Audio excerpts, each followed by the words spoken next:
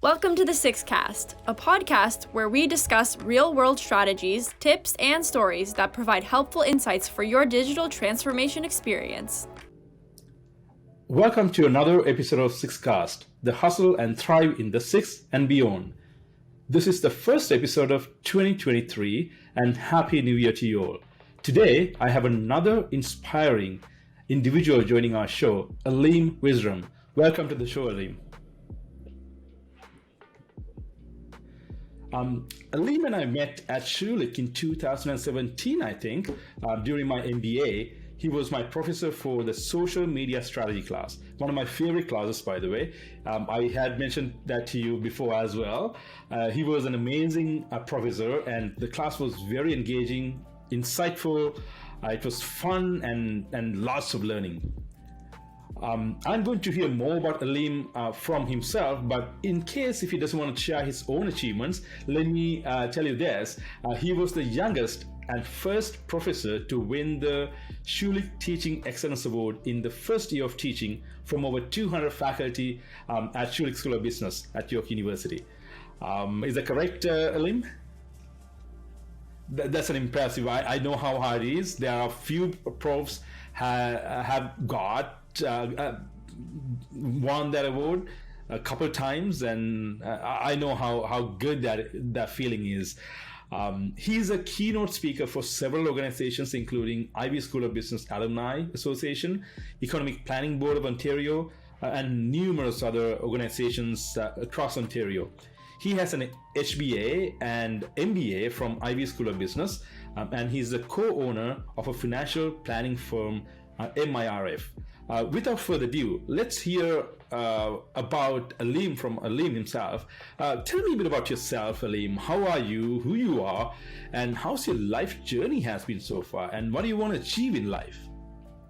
Interesting. Thank you, Waruna, first of all, for having me here. I really appreciate you having me as a speaker on your podcast.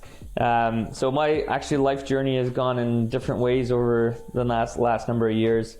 I started out, as you mentioned, my HBA at the Ivy School of Business in marketing. I was an intern at Pfizer working on Adams and Trident and Dentine Ice.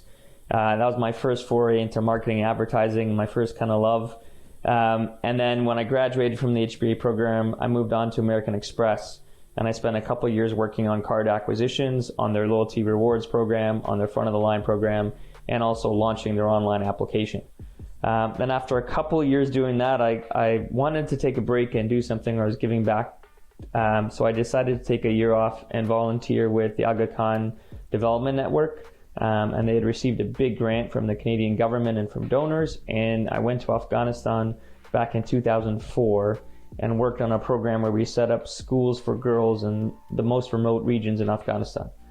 And I'm proud to say that program so far has led to over 350 schools with over 150,000 girls educated.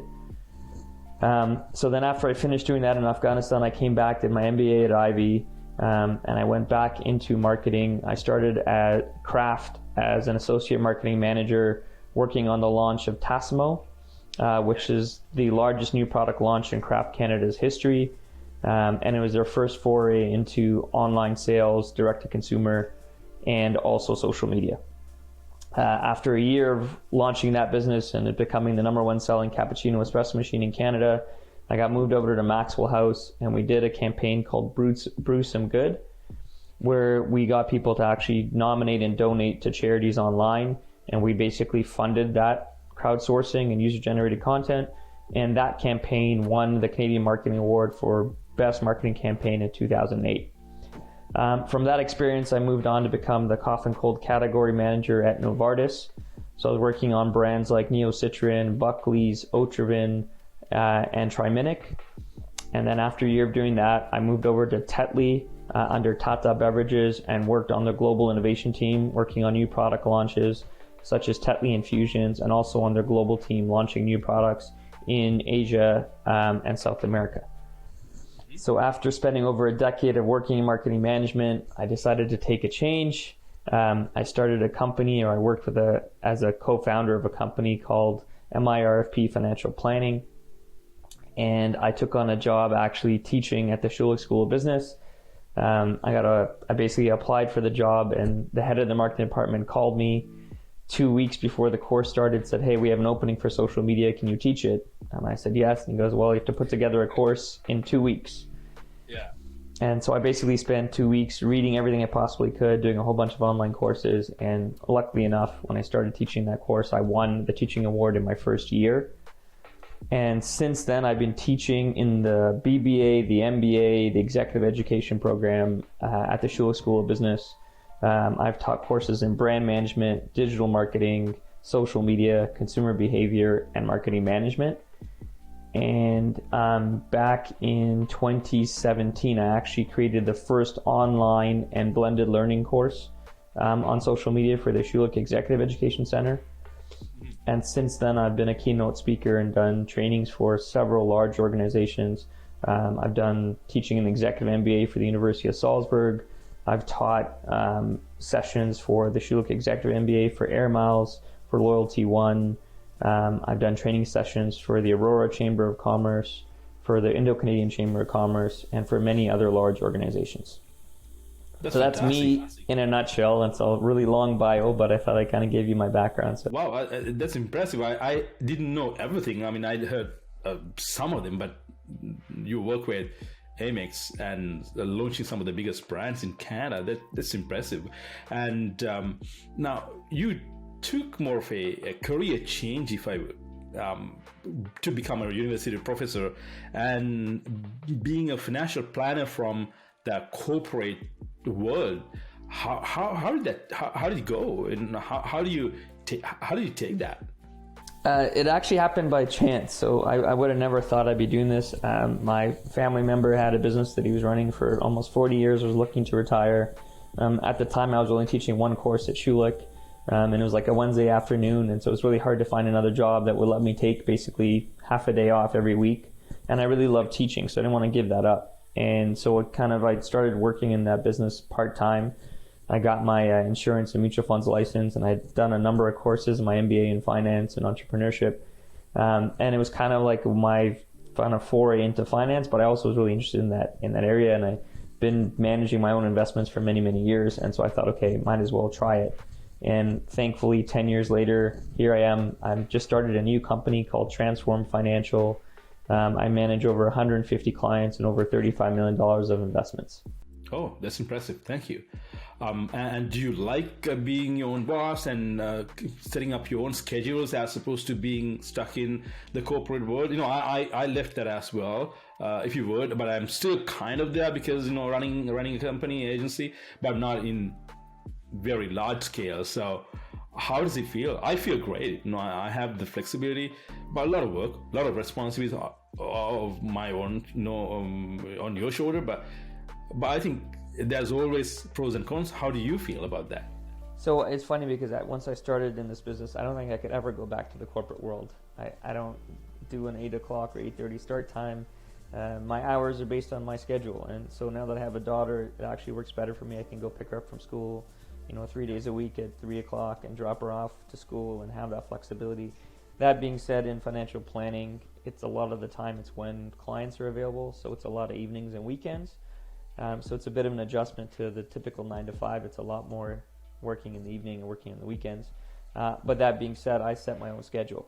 And, in the first 6 months or a year, it was really tough. I was pounding the pavement, trying to meet new clients, bring in new clients into the funnel. Now that I've got an established business, it's been 11 years. I'm a little bit more selective on who I work with and what hours I work. And thank God I have that flexibility. I mean, Waruna, you know this, I work hard, play hard. It's kind of the Ivy motto. But, I've never had a job before where I could take, 4 to 6 weeks of vacation every year.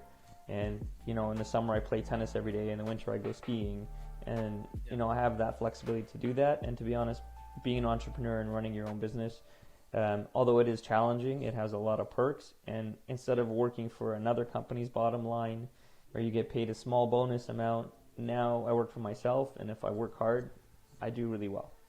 Exactly. I share the same sentiments. It comes with a certain set of challenges running your own company and running a team, being responsible for projects. All of that comes along with being an entrepreneur at the same time.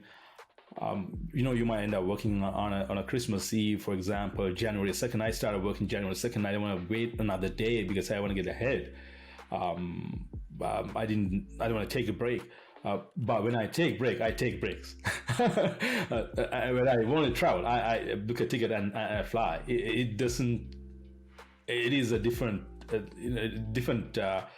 phase in life, very much after establishing your business for a few years. And I think one of the things I think you're going to ask me, so I'm going to kind of talk about this, but COVID has kind of changed the way we work and the way, the work-life balance world. And, I just read an article a few days ago about in the Global Mail saying, are we ever going to get back to actually fully being back in the office? And the answer is no.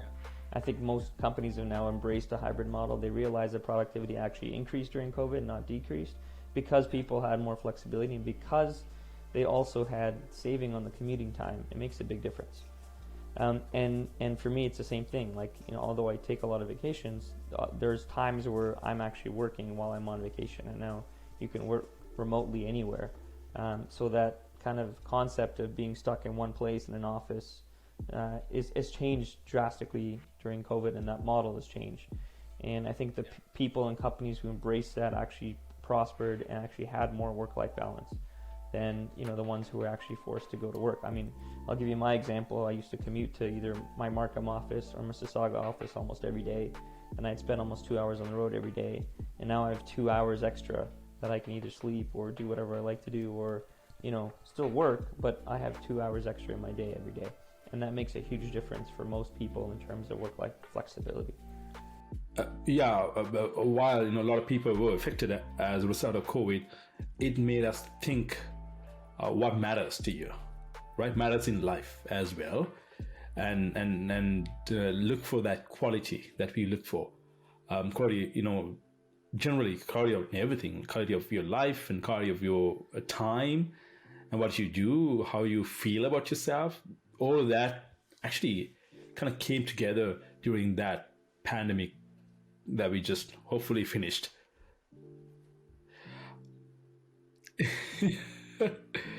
Going into our main part of the podcast, I want to talk about social media.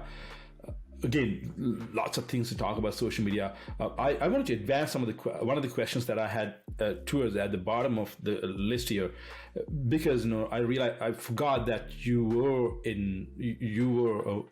very heavy into branding. How do you define a brand strategy and a social media strategy?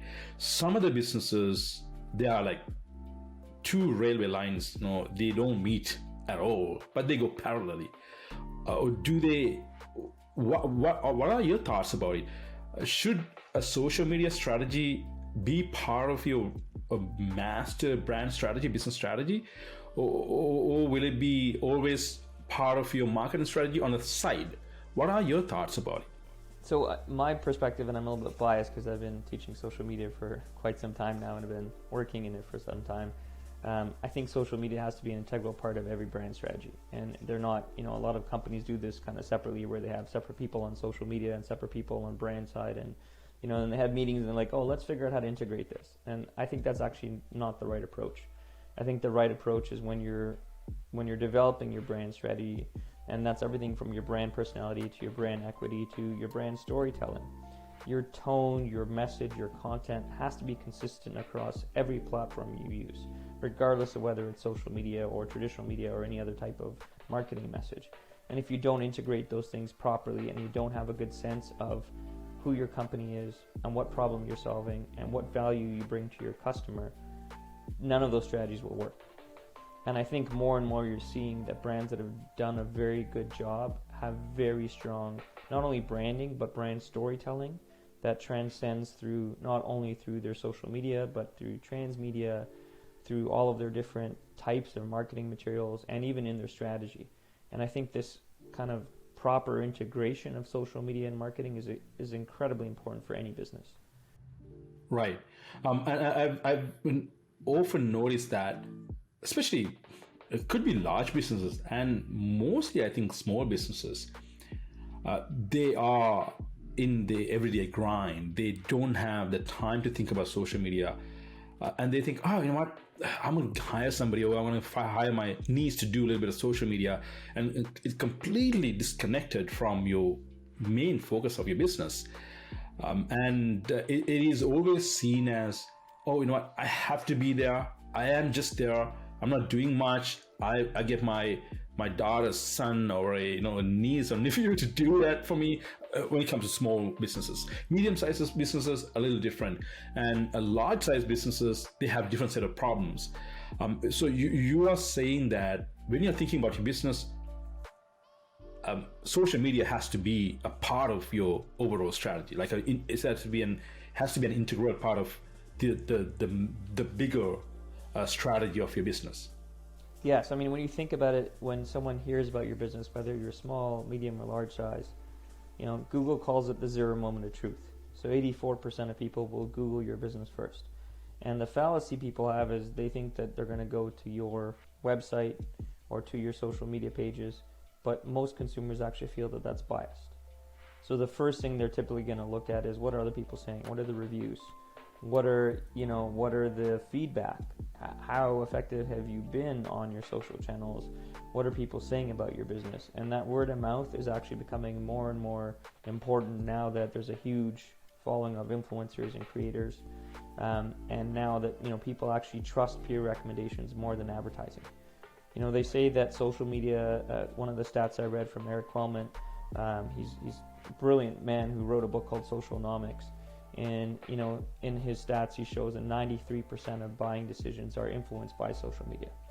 So companies that don't have an active social presence or don't incorporate social media in their strategies are actually missing out, because that's what consumers are going to first. That's what they're looking at. They're looking at what their peers and what other people say about your brand or product or service before they even decide to do business with you. And that has drastically changed how businesses operate, because in the past, they would just come to you and all they would see is your website. But now with this digital age, there's a lot more information available, and there's a lot more, influence from other people outside of the business. Right. That actually takes me to the next question about UGC, user-generated content. You mentioned that a lot of businesses, a lot of customers first look at your reviews. I do too. If I'm traveling around, if I'm looking for a restaurant, the first thing I would do is look at the reviews. If they're not good, I'm not going there. That's natural to any customer of any scale. There are lots of fake reviews flying around. A lot of businesses are tarnished or affected by some customers unreasonably giving them reviews. And Google does not have a mechanism to tackle that yet. There are some individuals, they just wanted to tarnish certain businesses, or some of the competitors, they create multiple accounts and put bad reviews. What should businesses do in these situations? I'm referring to mostly small size or retail locations or restaurants, that kind of businesses. Now we'll talk about enterprises later in the conversation, but these local businesses are being affected. And on the other hand, people also, there's a tendency not to trust reviews, because if you go to Amazon, pretty much everything has 4.9 or 4.8 out of 5.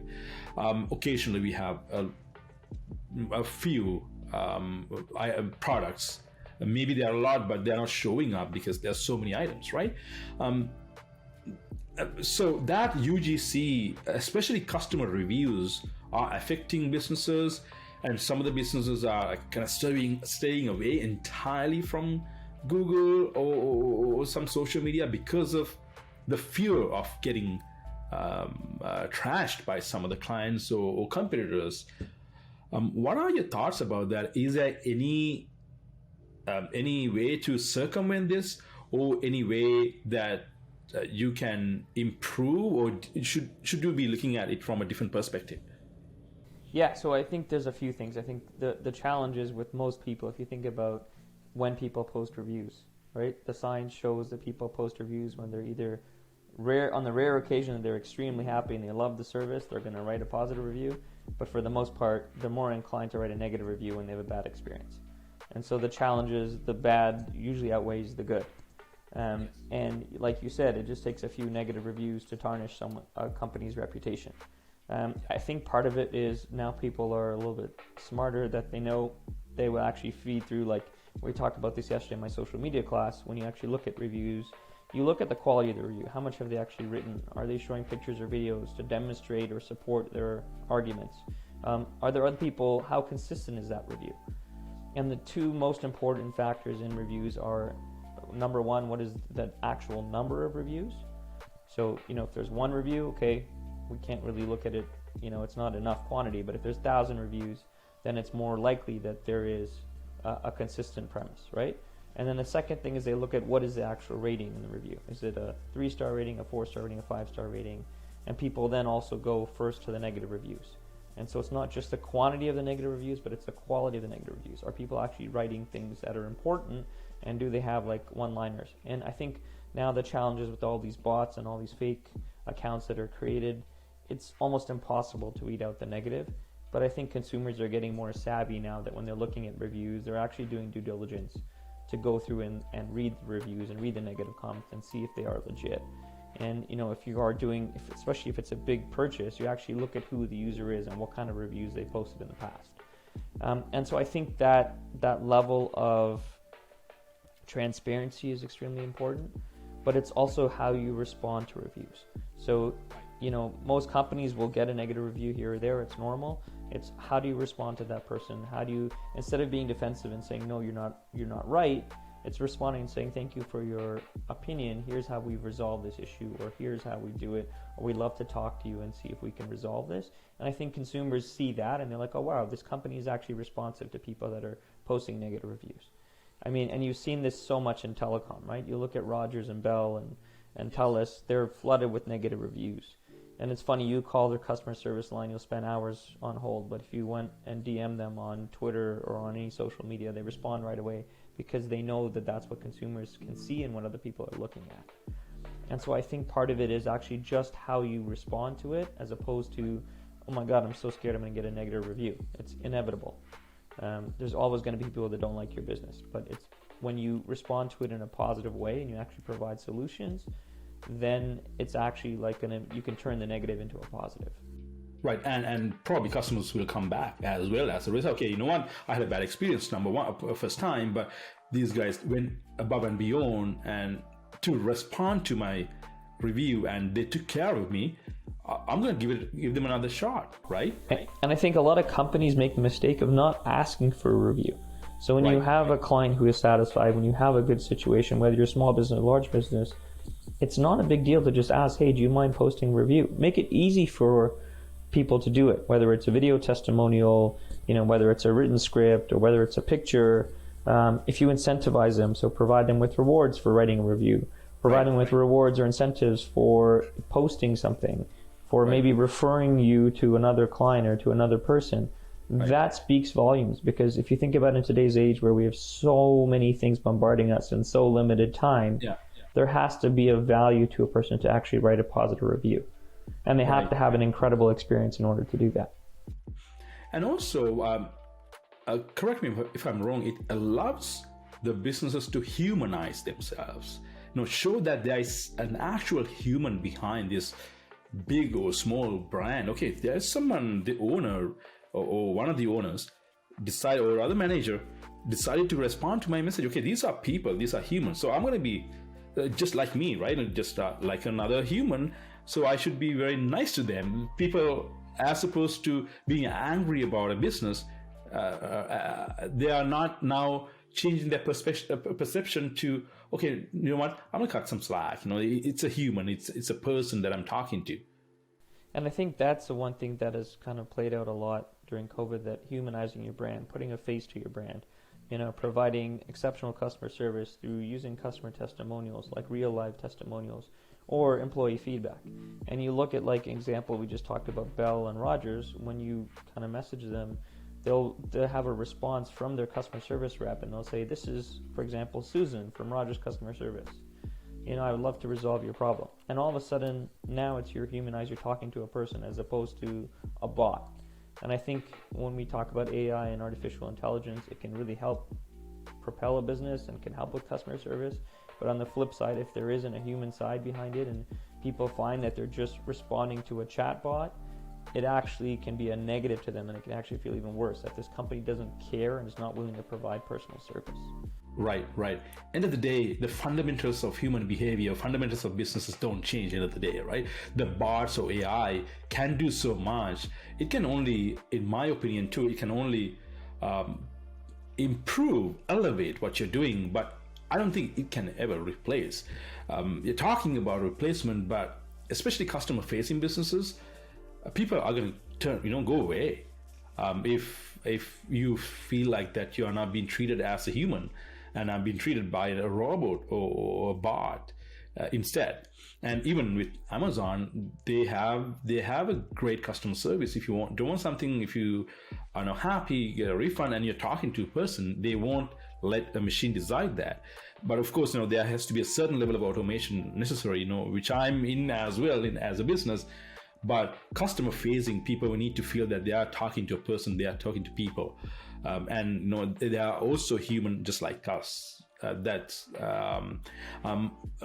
connecting to the next question. You talked about big telecom brands, enterprise level, big businesses. They use social media extremely carefully, very cautious about what they say, or they stay away entirely due to the social backlash.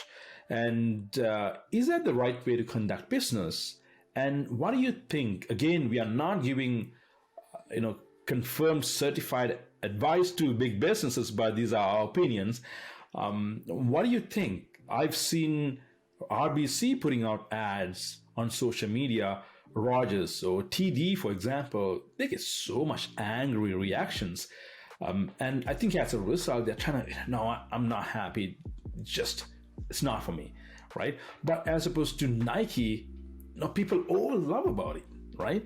And what's the difference? Why do you think there is a contrasting difference between these financial services or telecom services? Is it just because people are just unhappy, or is it just the trend, going with the people are getting on the bandwagon? Okay, I don't like telecom companies; they are charging too much, so I hate them, right? But naturally, you like Adidas or Nike for an example, especially in North America. They love Nike. Yeah, so it's a good example. I mean, when you compare Nike and the big banks or financial services or telecom, I mean, the key difference I think is with social media you're giving consumers a voice, and if they love your brand, they're gonna rave about it to all their friends and family, and they're gonna talk about it whether you like it or not. And I think the challenge that big brands have had that have not embraced social media, they're still doing it the traditional way. So take the banks, they're still advertising and pushing a message to consumers that we're the best product. And on social media, that doesn't work. The sales message is not the right message for social media. Social media is about engagement. It's about, empowering consumers. It's about developing loyalty, getting feedback. And all those things are extremely important, things like user-generated content. And, because social media gives consumers a voice and it's an open platform, there can be a lot of backlash, right? And if your brand is not liked and if there are several issues, it will come forward in social media. But social media is a way to kind of answer those questions. So I'll give you the example because you brought up Nike. I mean, if you remember the old Nike ad, it was launched on YouTube, Colin Kaepernick. And it was one of the best ads, I think, in history. If you haven't seen it, it's absolutely incredible. I love this ad because it's all about empowerment. It's all about change. It's all about being the best you can be. And in that ad, they feature the voiceover is Colin Kaepernick. So when that ad first came out, as an example, Nike took a pretty big risk. Colin Kaepernick was just kicked out of the NFL because he took a knee during the national anthem. It was before the Black Lives Movement took a big presence in the U.S., and people were outraged. On social media for quite a bit of time, people were burning their Nike shoes. Like, I can't believe they supported this guy. He's terrible. He's a disgrace to America. Trump even came out and said that this guy should be banned, and Nike is ridiculous for doing this. And I think what they did was they stood behind their brand values and behind what they actually stand for. And when a brand does this and supports someone like that, who's, if you look at what he did, taking the knee, it was a plea for equality, right? It wasn't about, it wasn't about the national anthem or anything like that. It was a plea for equality. And he was the first one to do this. And he was actually ostracized. He got kicked off the 49ers. He didn't get another contract. At that time, he was like the ugly duckling or the outcast. And Nike actually embraced it and said, here's an opportunity to show someone who is actually doing what they believe in. And it fit really well with their brand of just do it, because he talked about, don't just be your best, do your best. And that ad, even though it had so much criticism, it was amazing on social media how it turned around. So it started off as very negative, and Nike stood behind it. If you take the example of, we talked about Adidas, people love Adidas. Kanye West recently, he talked about anti-Semitism on his social, and Adidas had to drop him on the Yeezy brand, and it was also big backlash as well. And so when you look at these big brands and their iconic brands, whether or not people, if people love them, they're going to stand behind them regardless of what they do. But that's through fostering brand loyalty and, a mission and vision, brand values over the years that transcend what they're doing in their marketing. And I think for the big banks and telecom, I think the biggest challenge is they don't have those brand values with consumers. Consumers are really likely to switch based on price, right? There's no unique value proposition. There's no differentiating factor between most of them. And the big challenge for these companies is they haven't set themselves apart because they haven't built on something they actually believe in and have stood behind that rallying cry. Right. That is very, very important point that you brought up. Being who you are, just like brands empowering people, you want to stand behind your own brand values as well. Sometimes if there's a disconnect, if you don't have the correct set of brand values or loyalty or other in fact values, if you're not communicating or if you're not standing behind your own values, then you are at a loss. You don't know what to say. I think that is one of the biggest challenges businesses are facing. They don't know what their brand values are. I think everything starts with the brand. And that's where the disconnect is in most businesses, including some of the big name brands that we talked. Some of them we don't want to name them, but some of the big names that we have come across, they don't know, they don't communicate their feelings sometimes, but they're doing a lot of good things. But as you said before, bad always outweighs good that they do. Going into further into 2023, what does social media look like in 2023? What are the key social media trends in 2023 in post-pandemic world? Yeah, so there's a few things that I think we can talk about. The first one is social media jobs and creativity skills are going to be valued more than ever. And you saw that during COVID. I think LinkedIn actually published a stat that showed the top 10 jobs in demand were digital marketing and social media. And if you look at it, everyone has had to rely more on technology over the past few years, whether that's from video meetings like ours to curbside delivery. Every company has had to pivot in some way to keep their business going. And companies that actually evolved and learned digital and social media during COVID have learned how to use it differently and better than ever before. So my prediction on this is that social media content from businesses will become more creative and the digital strategy will be better than ever. I think the businesses that pushed up their sleeves and got to work on social media marketing during a major crisis during COVID will really reap the rewards when COVID goes away. And some businesses may even have found a new niche of online business and will continue to grow that area post-COVID. I think the biggest change for most of these businesses were the ones that adapted, so especially bricks and mortar small businesses that found a way to do e-commerce or found a way to be online, whether it's social media or digital, actually did really well, where those that just stayed and thought, okay, this is going to pass, it hasn't passed. It's actually become more and more prevalent. And if we look at Canada alone, there's 30 million people over the age of 15. Almost every single one of those people have some form of social media account. I think the second trend that is really big is that video content is going to continue to rise in production and demand.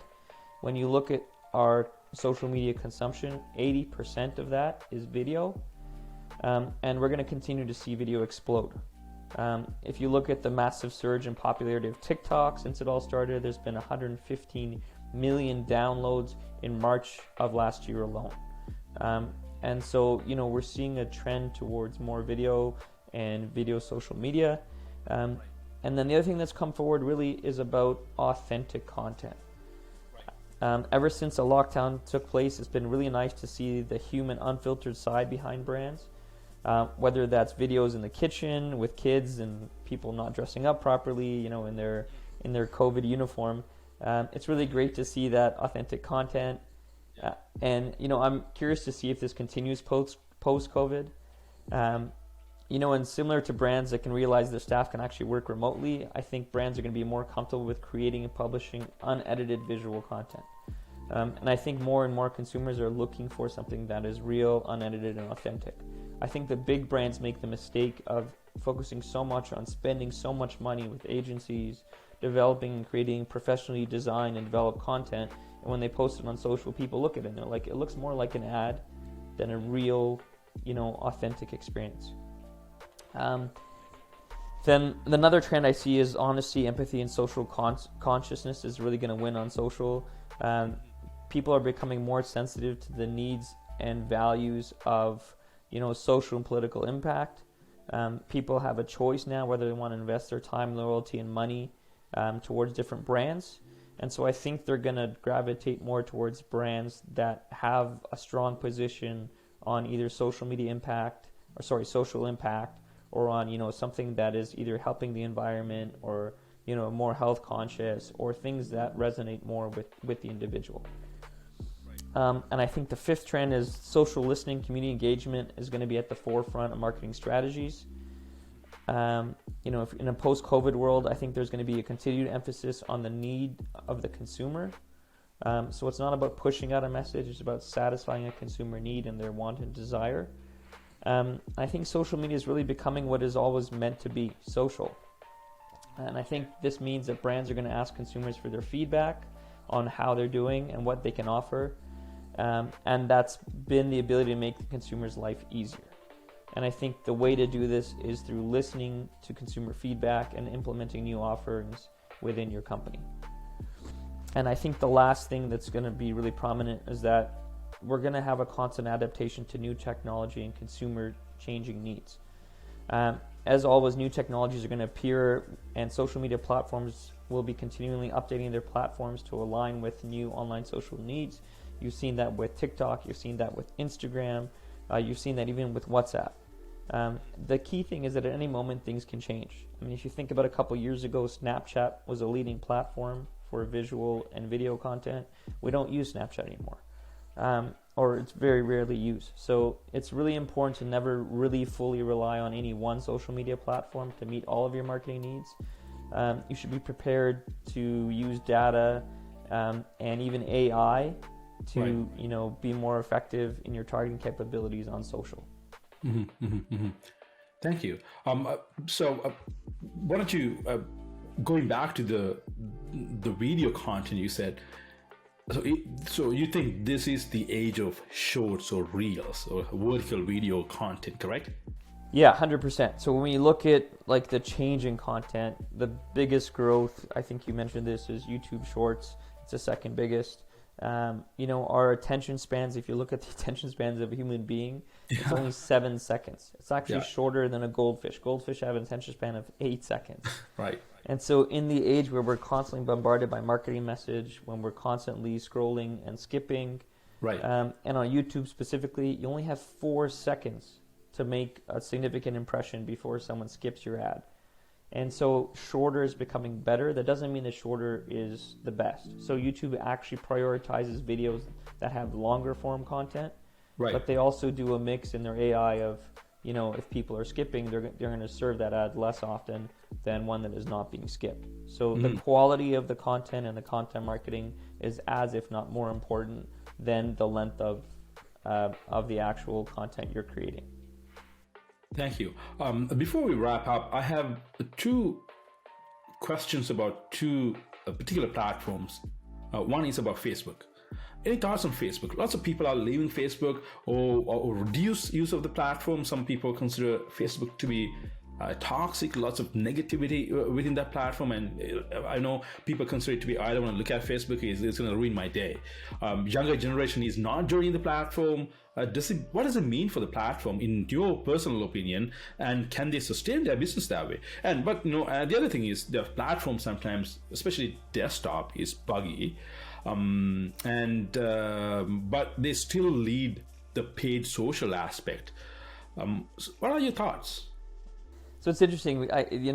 People talk a lot about Facebook and Zuckerberg and the privacy concerns and all these issues that happen with Cambridge Analytica and all that. And you saw, Facebook's value of their stock plummeted.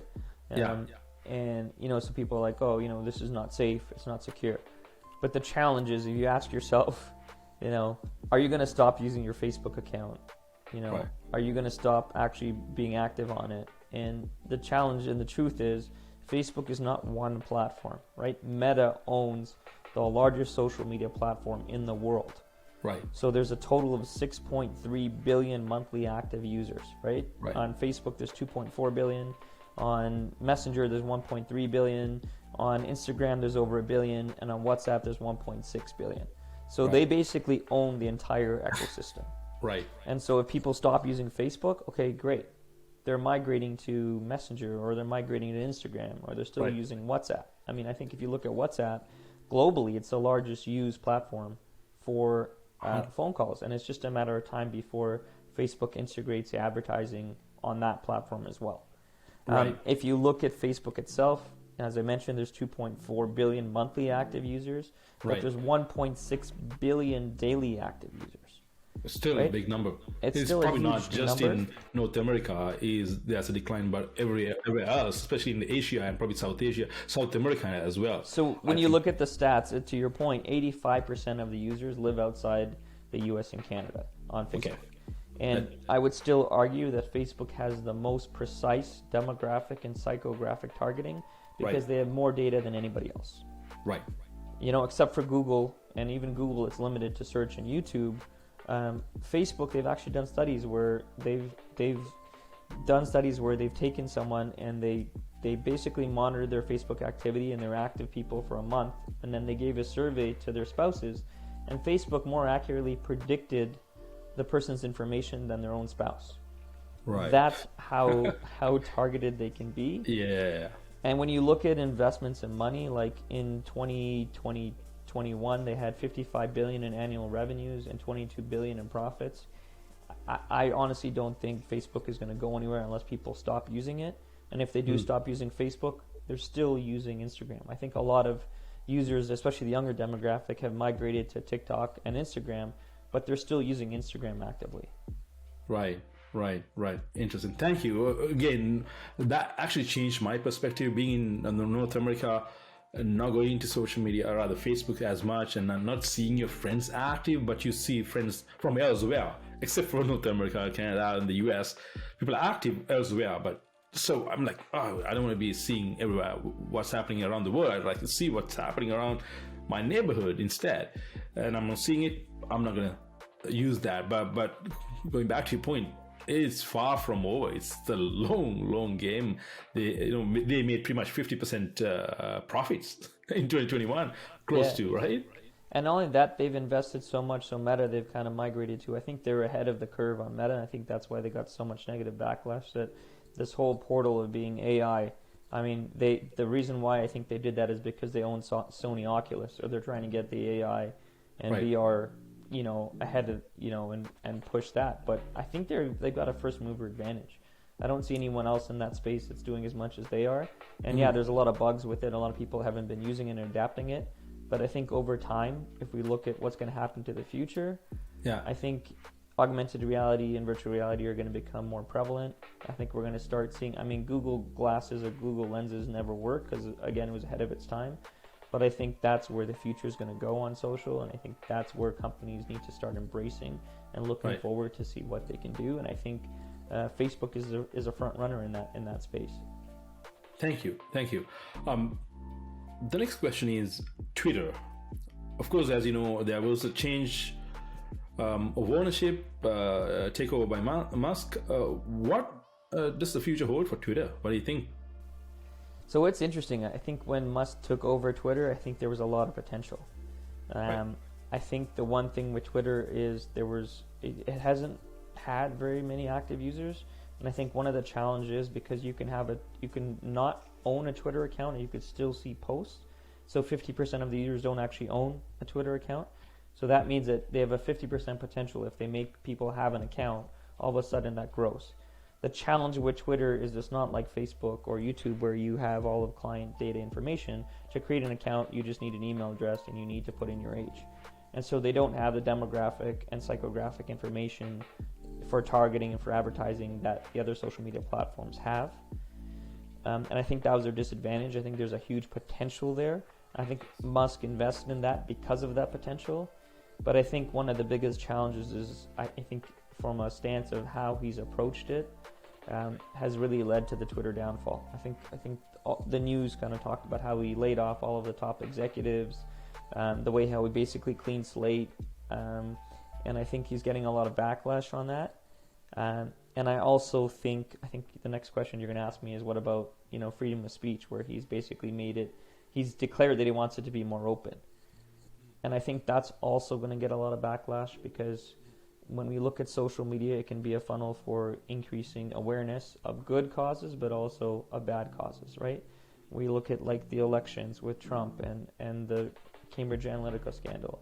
We look at all of the hate that's gone on, whether it's anti-Semitism or anti-Muslim or all these terrorist groups that have used social media to funnel and build their loyalty. And even these hate crimes in the U.S., where there's people who have gone out and do shooting sprees and all these things, and they've developed a following. I think there's a really negative part of social media that he's unfortunately embraced by saying that it's open and there's freedom of speech and they're not going to regulate. I think it is a requirement of any social media platform that if you're going to have an audience, you need to have procedures and policies in place where you can monitor and evaluate and actually, basically eliminate any hate content. And, Facebook, I think Mark Zuckerberg actually took a stand when he was, in the U.S. Senate, and he was in front of Congress, and he said, it's not our place. We're not responsible for regulating. And I think that's a cop-out, because I think that's where Facebook had a lot of issues, because if you're going to have a portal where you have that much content, you need to be able to make sure that you have a system in place, that there's either staff internally or there's some AI that looks at the content, and before it gets published, you have to eliminate and basically cancel out hate content. When you look at the Black Lives Matter movement, it's a great example of a social consciousness movement that arose through social media, that fostered through social media. But there's also a lot of hate accounts that are super racist, that were never closed or never shut down. And in my mind, in today's world, that can't exist. In a world where we're all about, diversity and inclusion, it's become the biggest kind of key term. Yeah. Those social media platforms have to embrace that and have to put in procedures and policies to make sure that those type of accounts don't exist, or I think there's going to be a lot of consumer backlash. Yeah, especially with the dawn of AI and all the machine learning stuff. But still, we see these accounts that are barred, so try to feed in negative or racist content or damaging content.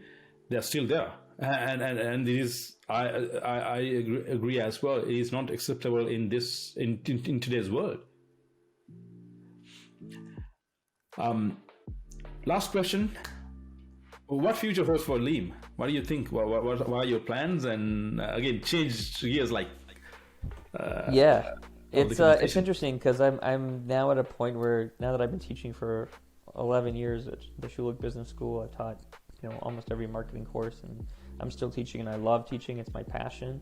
I think my goal now going forward is, how do I transfer those skills to my own business? So now that I've started Transform Financial, I'm actually looking to hire and build a team of people. I really love the teaching part, and so my goal is to hire and bring on a bunch of new advisors and train them on what I've learned over the last 10 years and what I've found success in, and hopefully build a business where it's not just me. I think, Waruna, you've learned this yourself. I know you're also doing an amazing job in your company in 6 Sense. But I think to grow and to scale, you need to have a team of people and you need to empower people. And I think having a management role as opposed to an advisor role, or as opposed to like a sales role, is kind of where I'm looking to go forward. And I'm putting the systems in place now to set that up.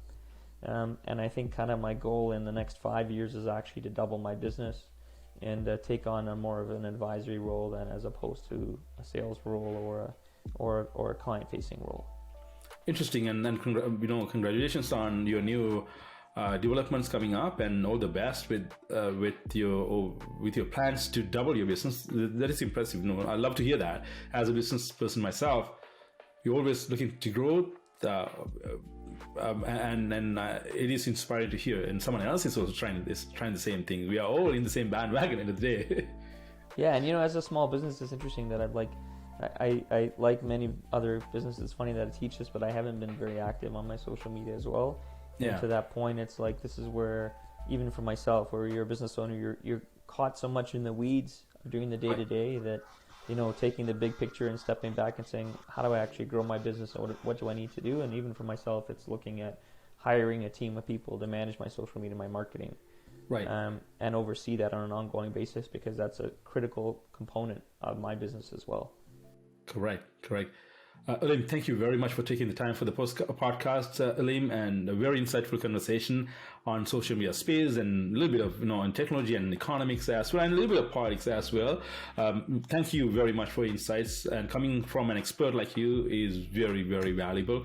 Thank you again, and wish you all the best. Looking forward to another collaboration like this at some point.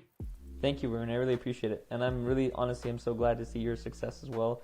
I also wish you the best. I think you've done amazing in your business, and it's amazing that you're taking the skills you learned at the Schulich and the MBA to actually build it towards your own business. Thank you, Aleem. Thanks for listening to this week's episode of the Sixcast. We'd love to connect with you, so feel free to comment or reshare. You can also find us on Instagram, Facebook, Twitter, and LinkedIn at 6 Senses. Bye for now.